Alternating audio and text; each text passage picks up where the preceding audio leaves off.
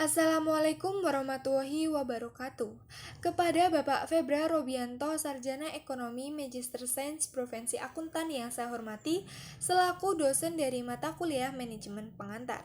Di sini saya akan mempresentasikan materi dengan judul fungsi staffing. Sebelumnya, izinkan saya untuk memperkenalkan diri terlebih dahulu. Nama saya Aulia Anfa Nurul Hana dengan NIM 2020121082 dari kelas akuntansi B. Untuk mempersingkat waktu, mari langsung saja kita masuk ke dalam materinya.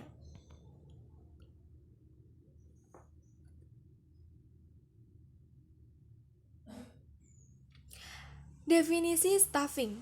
Staffing adalah usaha untuk mengisi dan memenuhi kebutuhan tenaga kerja manusia dalam suatu organisasi. Nah, fungsi manajemen itu berupa penyusunan personalia pada suatu organisasi sejak dini, dari merekrut tenaga kerja, pengembangannya, sampai dengan usaha, agar setiap petugas memberi daya guna semaksimal mungkin kepada organisasi.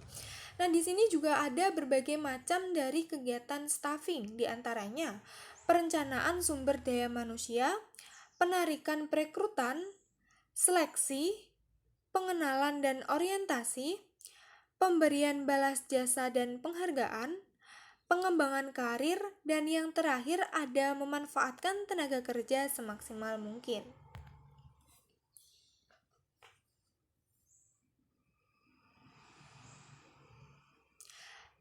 Selanjutnya adalah perencanaan sumber daya manusia.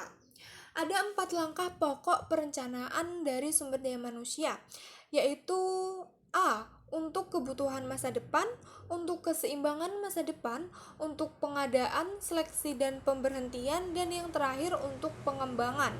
Untuk menyelesaikan langkah-langkah ini harus dipertimbangkan dua faktor, yaitu adanya rencana strategi dasar organisasi beserta tujuan-tujuan serta tertarik untuk membuat. Dan yang selanjutnya adalah perubahan lingkungan.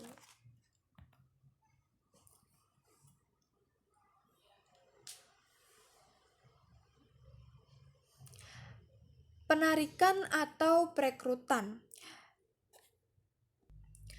Penarikan atau perekrutan merupakan salah satu bagian yang penting dari proses rekrutmen. Nah, proses yang penting itu adalah pengembangan suatu pernyataan tertulis mengenai isi dan lokasi dari setiap pekerjaan. Bagi tenaga operatif, pernyataan ini dinamakan deskripsi jabatan. Bagi manajerial dinamakan deskripsi posisi. Nah, bila mana posisi sudah ditetapkan, maka perlu dikembangkan suatu spesifikasi pekerjaan. Nah, spesifikasi pekerjaan ini merumuskan latar belakang pribadi, pengamanan, serta karakteristik lainnya yang dipersyaratkan agar dapat melaksanakan tugas dengan baik. Selanjutnya adalah sumber tenaga kerja. Sumber tenaga kerja itu bisa berasal dari sumber dari dalam maupun sumber dari luar. Nah, sumber dari dalam itu diantaranya adalah promosi, transfer, upgrading, dan sanak famili karyawan sendiri. Sedangkan sumber dari luar itu bisa dari pasang iklan, hubungi lembaga pendidikan, mengambil dari organisasi lain, menghubungi kantor tenaga kerja, dan menghubungi serikat buruh atau lain-lain. Selanjutnya adalah seleksi. Macam-macam teknik seleksi, diantaranya adalah metode gawang berantai. Di sini calon pegawai itu diseleksi secara bertahap. Sedangkan metode komparatori di sini itu calon pegawai diuji sekaligus tanpa ada pentahapan. Nah, jadi dalam metode kompensatori, calon yang diterima itu merupakan calon yang telah lulus dari seleksi. Contoh metode seleksi kompensari adalah seleksi mahasiswa baru model simpen maru. Selanjutnya adalah pengenalan dan orientasi. Setelah diseleksi, karyawan ditempatkan pada suatu pekerjaan dan dikenalkan dengan organisasi melalui berbagai bentuk organisasi. Ini merupakan masa perkenalan pegawai baru dengan lingkungan di sekitarnya, seperti kepada atasannya, kepada karyawan-karyawan yang lainnya, seperti itu ya. Nah, selanjutnya adalah latihan dan pengembangan. Di sini ada dua cara untuk melatih pegawai baru. Di antaranya adalah metode pelatihan di tempat kerja, dan metode selanjutnya adalah pelatihan di luar tempat kerja. Itu bisa dilakukan dengan self study ya, bisa belajar sendiri, bisa melakukan tugas belajar, upgrading, magang, coaching, perputaran jabatan, permainan peran, seminar rapat-rapat lain, dan juga bisa dilakukan dengan vestibule school, seperti itu.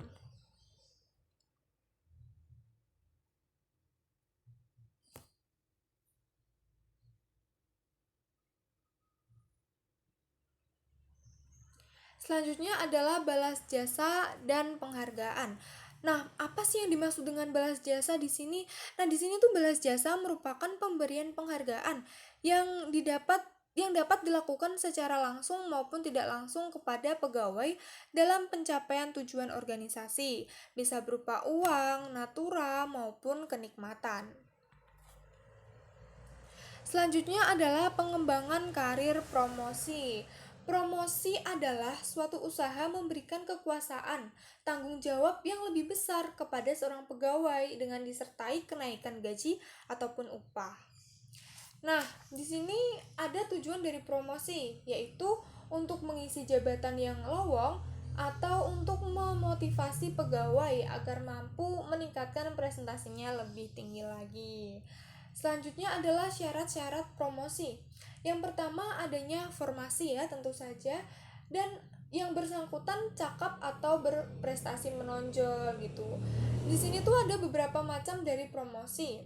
Di antaranya adalah dasar keterampilan, dasar senioritas, dan dasar teman, seperti itu. Selanjutnya adalah transfer.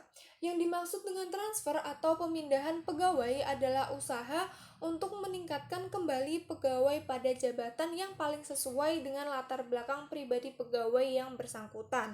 Tujuan dari transfer ini adalah untuk mendapatkan kepuasan kerja karyawan setinggi mungkin dan prestasi kerja yang tinggi. Nah, ada dua alasan kenapa terjadinya transfer ini. Yang pertama karena permintaan sendiri. Ini bisa disebabkan karena pegawai merasa tidak dapat bekerja sama dengan pegawai lainnya. Juga dapat karena tidak cocok dengan pekerjaan sekarang.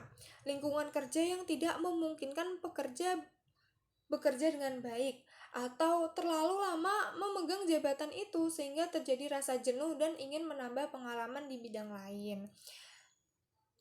Nah, yang kedua itu bisa karena keinginan dari pimpinan sendiri. Kenapa pemimpin melakukan transfer?